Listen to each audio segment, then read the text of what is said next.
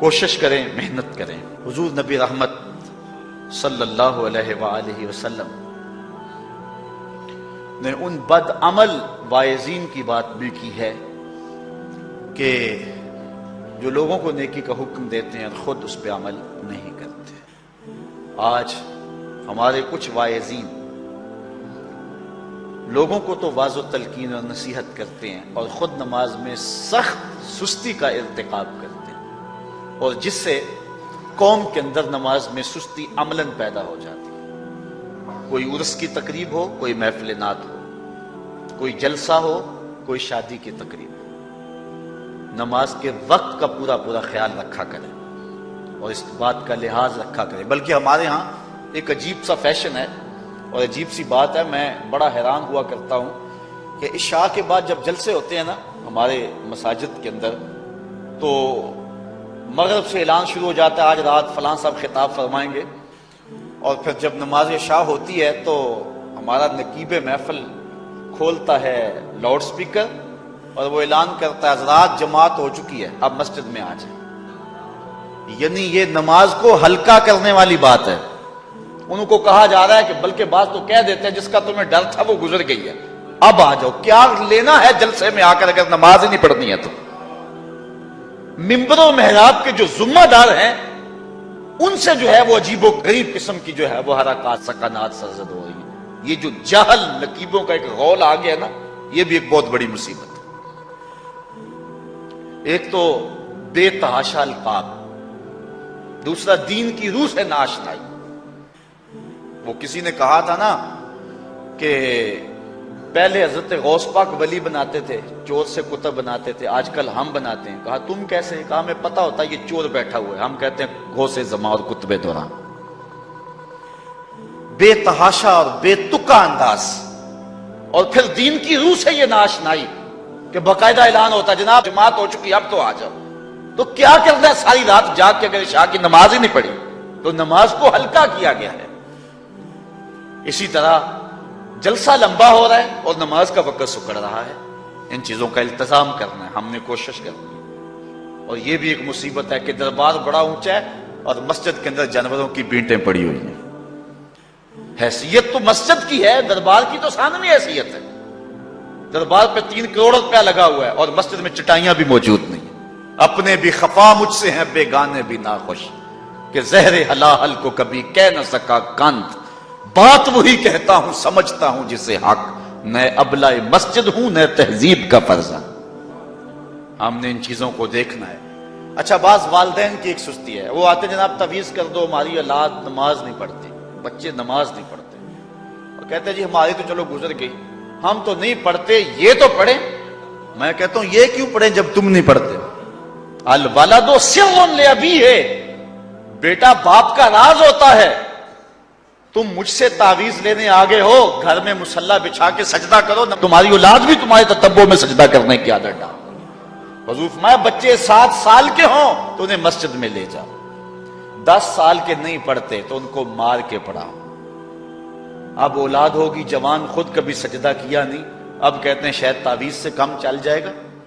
جو تعویذ اللہ کے رسول نے تمہیں دیا تھا کہ 7 سال کے ہوں تو پکڑ کے انگلی مسجد کا راستہ دکھاؤ، 10 سال کے ہو جائیں تو مار کے پڑھاؤ، ان کے سینے میں اللہ کا خوف داخل کرو، ان کو قرآن کی تلاوت سکھاؤ۔ علموا اولادکم 3 خصال، اپنی اولاد کو 3 چیزیں سکھاؤ۔ حب نبیکم، ایک اپنے نبی کا پیار سکھاؤ، وحب اہل بیت ہی، رسول اللہ کے اہل بیت کا پیار سکھاؤ، وتلاوت القرآن، اور قرآن کا پڑھنا سکھاؤ۔ چھین لو سیڑیاں ان کے ہاتھوں سے گانے والی، چھین لو ان کے ہاتھوں سے جو ہے وہ ناول، اور ان کے ہاتھ میں قرآن دے دو۔ کتنے خوش نصیب دن تھے، گلیوں سے گزرتے تھے، گھروں سے قرآن کے پڑھنے کی آواز آتی تھی۔ آج پاپ میوزک کی صدائیں تو آتی ہیں، آج قرآن کی آوازیں نہیں آتی۔ تو یہ عجیب ہے جی، ہم نہیں پڑھتے یہ تو پڑھے۔ میں کہتا ہوں یہ کیوں پڑھیں جب تم نہیں پڑھتے ہو؟ تمہارے اوپر کیا اب فرض ساقط ہو چکا ہے بڑھاپے کی وجہ سے؟ تم بوڑھے ہو کے نہیں پڑھتے ہو، تمہاری اولاد تم چاہتے ہو جوانی میں پڑھ لے؟ تم خود اللہ کے حضور سجدہ کرو اور پھر دیکھنا تمہارے تتبع میں، تمہاری اتباع میں تمہاری اولاد بھی تمہاری پیچھے پیچھے ہو۔ اللہ اکبر۔ صاحب اس عنوان سے کہنے کے لیے بہت کچھ ہے، اللہ تعالیٰ جل شانہ اپنی رحمتیں عطا فرمائے۔ اعلیٰ حضرت سے دو لوگوں نے فتویٰ پوچھا۔ بریلی کا ایک محلہ ہے، محلہ ذخیرہ، اس میں ہادی حسن اور قرب محمد نامی لوگوں نے تنظیم بنائی نماز کی دعوت کے لیے۔ کچھ لوگ ان کی بات کو نہ سنتے، اعلیٰ حضرت سے استفتاء کیا، فتاوی رضویہ کے اندر موجود ہے کہ ہم نماز کی دعوت دیتے ہیں، کچھ لوگ اس کے باوجود نہیں آتے، تو حکم شرعی کیا ہے؟ تو اعلیٰ حضرت فرماتے ہیں کہ پہلے تو نرمی سے انہیں سمجھائیں، آؤ نماز کی طرف۔ نہیں مانتے، مؤثر لوگ ڈالیں جو ان کو کہیں۔ یہ تھے ہمارے کرنے والے کام، ہم کن جھگڑوں میں پڑے ہوئے ہیں۔ مؤثر معاشرے کے لوگ تلاش کریں اور ان کو سمجھائیں، جن کی وہ مانتے ہیں، ٹالتے نہیں، ان سے سمجھائیں ان کو۔ آپ فرماتے ہیں اگر ان کے سمجھانے سے بھی نہیں سمجھتے تو فرمایا فتویٰ پھر یہ ہے ان سے بائیکاٹ کر دیں، ان سے ترک کلام کر دیں، ان سے گفتگو چھوڑ دیں۔ ہم نے تو کبھی بیٹوں سے نہیں چھوڑی گفتگو، بیوی بے نماز ہو ہم ہر شے بیوی سے منوا لیتے ہیں۔ کبھی کہا تیرے ہاتھ کی پکی روٹی نہیں کھاؤں گا اگر تو نماز نہیں پڑھتی؟ کبھی بیٹا کہے امی تو نماز نہیں پڑھتی، میں تیرے ہاتھ کی روٹی نہیں کھاؤں گا؟ جو ماں بیٹے کے لیے سب کچھ کرتی ہے، کتنے دکھ جھیلتی ہے، کسی کے گھر کے برتن مانجنے پڑے وہ بھی مانجتی ہے، کیا بیٹے کی خواہش پہ نماز نہیں شروع کر دے گی؟ جب عادت ڈالے گی تو پھر اللہ دل میں بھی وہ محبت ڈال دے گا۔ چونکہ ہمارا تو اتنا ہی کام ہے نا، حضرت بایزید بسطامی نے یہی کیا تھا نا۔ حضرت بایزید بسطامی علیہ رحمہ بسطام کے لوگوں کی تربیت کر رہے، کسی محلے کے کونے میں آ کر ایک فاحشہ عورت بیٹھ کے لوگوں کا دین ایمان اجاڑنے لگی۔ کسی نے کہا بایزید تیرا شہر لٹ رہا ہے، جس کو تو اشکوں سے سیراب کیا تھا اور سجدہ ہائے سحرگاہی سے جس شہر کو نور بخشا تھا، تیرا شہر لٹ رہا ہے۔ کہا کیا ماجرا ہوا؟ لوگوں نے کہانی سنائی۔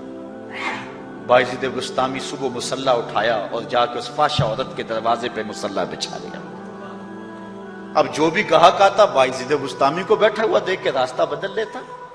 اس نے انتظار کیا، رات کے اندھیرے گہرے ہو گئے، آج کوئی گاہک ہی نہیں آیا۔ اس نے کھڑکی سے جھانک کر کے دیکھا ایک بوڑھا بابا بیٹھا ہوا ہے، ہاتھ میں تسبیح ہے، مصلی بچھایا ہوا ہے۔ نیچے اتر کر کے کہا بابا اللہ کو یاد کرنے کے لیے اور تھوڑی جگہ ہیں، تجھے میرے گھر کی گلی ہی ملی، میرا راستہ روک لیا؟ بابا کہنے لگا کیا مسئلہ ہے تجھے؟ کہا میرے گاہک رکے ہوئے ہیں۔ کہا آج میں تیرا گاہک ہوں، بتا تیری رات کی قیمت کتنی ہے؟ اللہ اکبر۔ حضرت بایزید بسطامی نے قیمت طے کی، اس کے گھر کی جب چھت چڑھنے لگے نا سیڑھیاں، لوگ دیکھ رہے تھے۔ کہا مالک اگر بایزید بھی اجڑ گیا تو روشنی کہاں سے لیں گے؟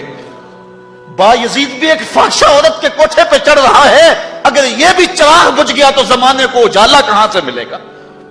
لیکن قدرت کو کچھ اور ہی منظور تھا۔ اس سے کہا مصلی بچھا لے، جو میں کرتا جاؤں وہ کرتے جانا۔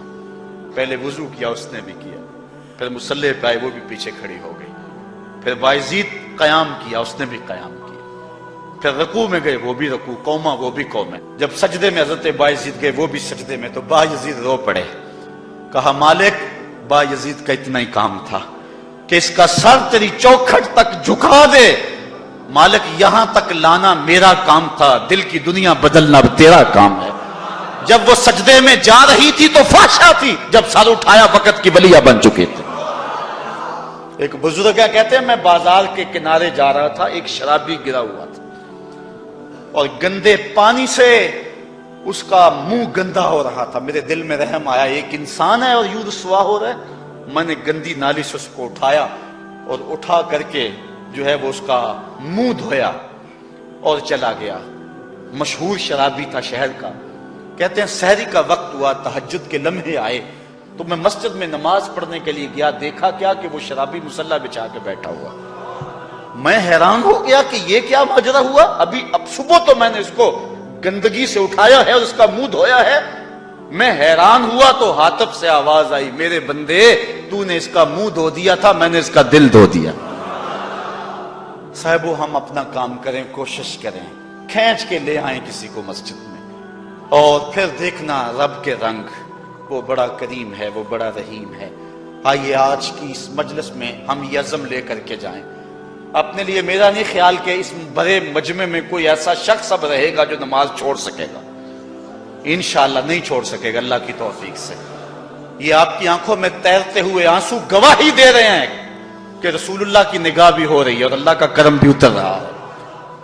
میرا نہیں خیال کہ یہاں سے اٹھ کر کوئی شخص جو ہے جا کے نماز چھوڑے، لیکن اب ہم نے آگے کام کرنا ہے، اپنے گھروں میں، اپنی گلیوں میں، اپنے محلوں کے اندر لوگوں کو کھینچ کر کے مسجد کا رخ دکھانا ہے۔